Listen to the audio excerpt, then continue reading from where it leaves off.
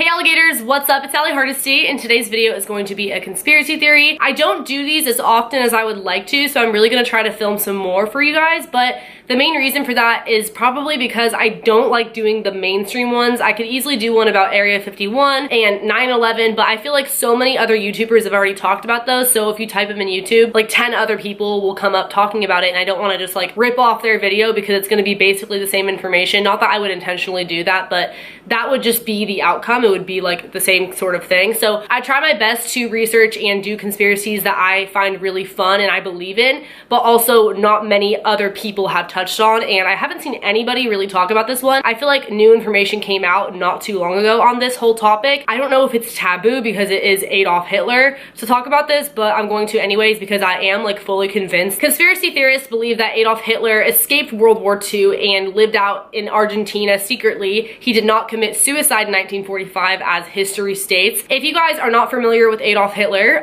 you should probably just click out of this video because he's really well known for being a mass murderer and the leader of the Nazis and all that stuff. He committed suicide with his wife Eva in 1945 in the bunker, and he put a bullet through his head. They carried out the bodies that same day. The Germans did, right? His people burned them.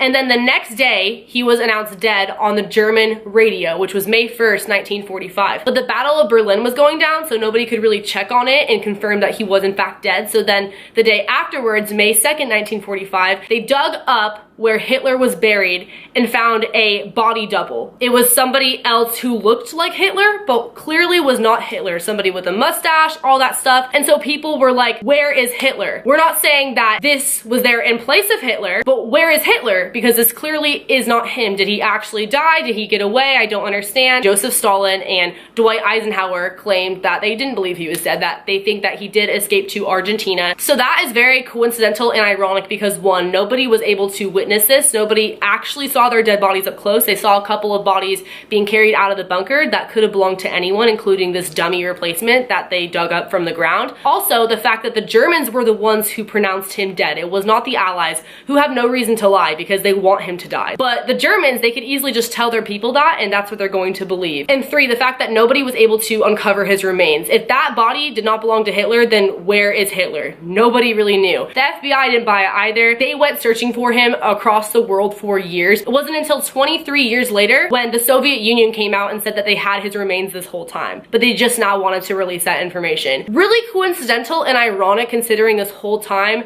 it's been said that nobody knew where his body was, nobody could prove or had hard evidence to show that he did in fact commit suicide. But all of a sudden, 23 years later, after people have been suspecting that he did get away, they want to come out with this new evidence, right? So what they had were a jawbone that supposedly, allegedly belonged to Adolf Hitler, and a skull, a fragment of a skull that had a bullet hole through it, just as described in his suicide where he shot a bullet through his head. So people were like, okay, this makes sense now, he really did commit suicide. Everyone no longer thought it was a conspiracy theory that he escaped. It wasn't until 2009 when an American did a DNA test on the skull, only to find that it belonged to a 40-year-old woman. So it was a fraud. It was a dummy. It did not belong to Hitler. That's just what they put out there so the media would shut up and people would think that he was dead and stop looking for him. So this raised a lot of questions. Everyone who at one point thought that he escaped and then thought that he died now thought that he escaped again because this just made it even more obvious that they were trying to cover this up. So this brings us back to the investigative report in 1945 when Adolf Hitler died with his wife Eva. The guy who wrote it was a professor in the study of medieval history, which makes no sense. He is in no way qualified to be writing this in the first place. But when somebody dies and there isn't actual proof like a body, you have to rely on witnesses. And so in the report, there were people who came out and said that they saw this, they saw the body, this and that, but that doesn't make any sense because nobody actually saw this happen. They could have heard a gunshot, which totally obviously happened because somebody died, but I believe that it was the impersonator of Hitler and his wife Eva. It was two other people that were not actually them that were shot and murdered in that bunker that day. But nobody actually saw this physically happen with their own two eyes, and when the bodies were carried out, nobody was at close enough distance to really be able to tell if it was Hitler and his wife or two other completely different people. And also the people who were interrogated by the Soviet investigators, mind you, not even the guy who wrote this report, later came out and retracted their statements as witnesses. So I think that they just lied lied and just said things because it doesn't make any sense. Nobody actually saw this happen. So his report of his death is completely invalid. It's misinformation. It's just not true. But they were able to cover this up somehow because, again, it's the Germans telling everybody this. So they're naturally going to believe their people, you know? Hitler's secretary, his name is Martin Bormann, knew everything about Hitler. He had his best interest. He was very, very close to Hitler, probably the closest person at the time. He had come up with this mastermind plan. Allegedly, World War II was just getting really, really bad, and he knew that he was going to have to eventually go into hiding. And the best case would be for everyone to think that he died so nobody would go out looking for him and trying to harm him. Like I mentioned already, conspiracy theorists believe that 2 dummy bodies were in fact murdered, while the real Adolf Hitler and his wife Eva were able to escape through the rat lines, which were underground tunnels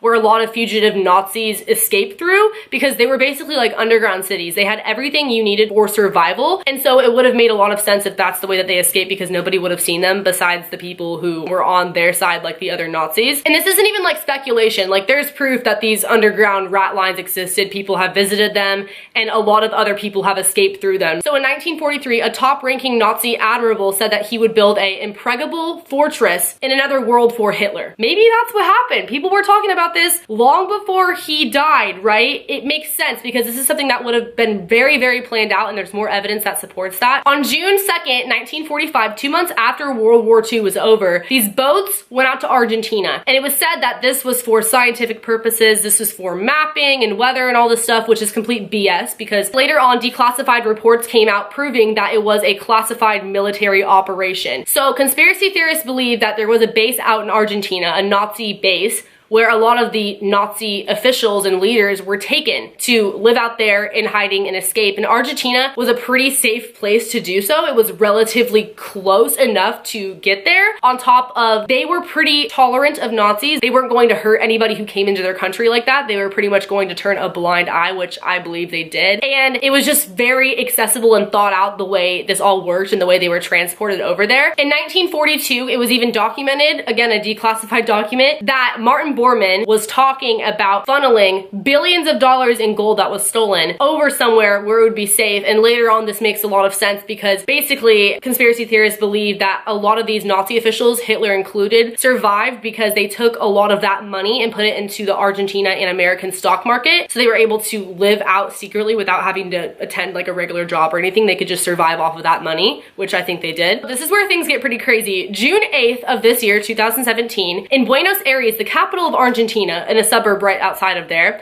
they found a secret room hidden behind a bookcase where there was a wall and then there was a door. And behind the door, there was the largest collection of Nazi artifacts ever to be found in history. Why would those just randomly be there? Probably because Hitler was living there or other Nazi officials, and they smuggled them over to Argentina. And they must have been doing this for a while, like I said, planning things, because there's no way they could have just smuggled those in a couple of suitcases through the rat lines and on the boats and things like that. There was even a photograph of Adolf Hitler himself, which is why a lot of people, conspiracy theorists, believe that he was the one actually residing there for years and years and years. I do believe at this point he would have passed away from old age, but I don't think that he committed suicide years and years ago like we've been told and we've been taught in history textbooks, because being the dictator that he was, I just don't think he would have given up that easily and taken his own life like a Romeo and Juliet thing. It makes a lot more sense that he would have thought this out and escaped when he had all these supporters and people backing him up. Nobody saw him actually die, and they can't find his remains to this day. And I've talked about conspiracy theories like this in the past on my channel, like the one about Elvis, where I believe that he